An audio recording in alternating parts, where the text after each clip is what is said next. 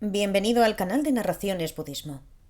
Las 14 preguntas ante las cuales el Buda permaneció en silencio. Por el Dr. Alexander Berzin.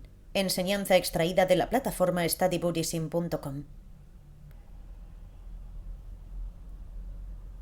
Hay 14 puntos no especificados, Lundum Matempa Chupshi, que son puntos sobre los que el Buda no especificó una respuesta cuando se le preguntó.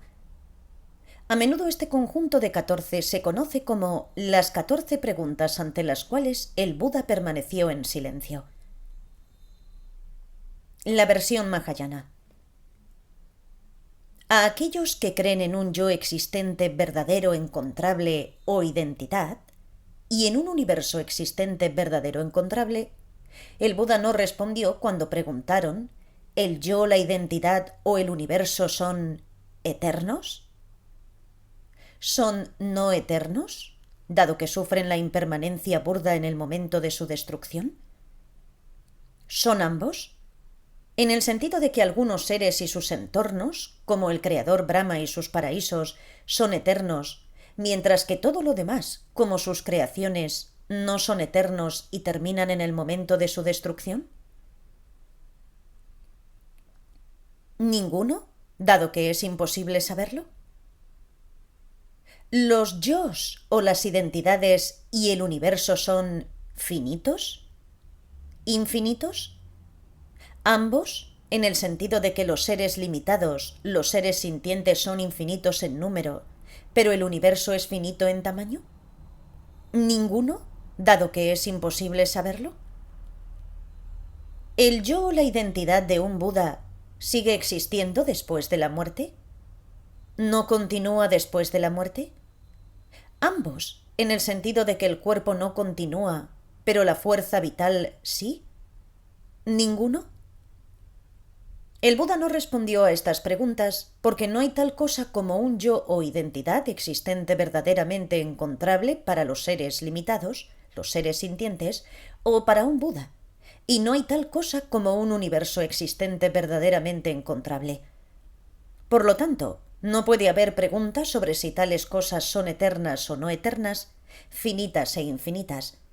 Es como preguntar si los cuernos de un conejo, el cabello de tortuga o los labios de un pollo duran para siempre o solo por tiempo limitado.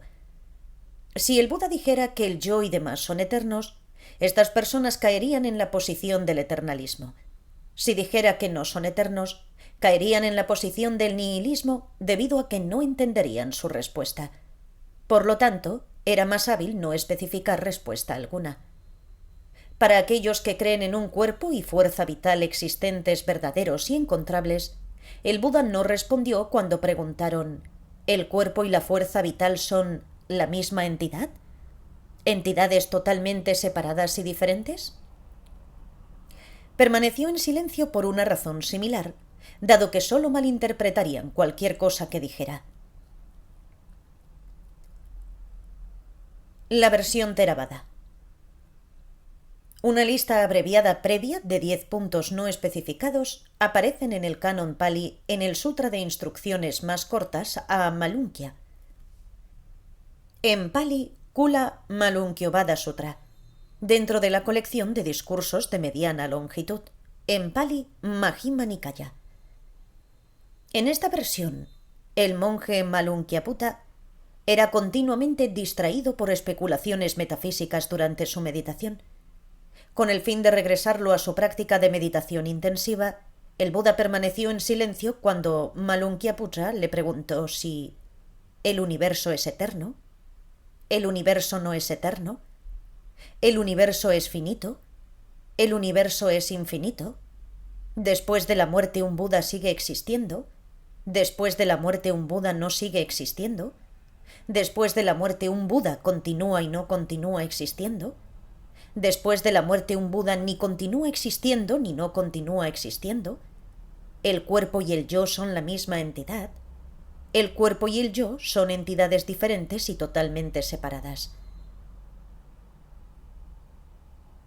Gracias por escuchar.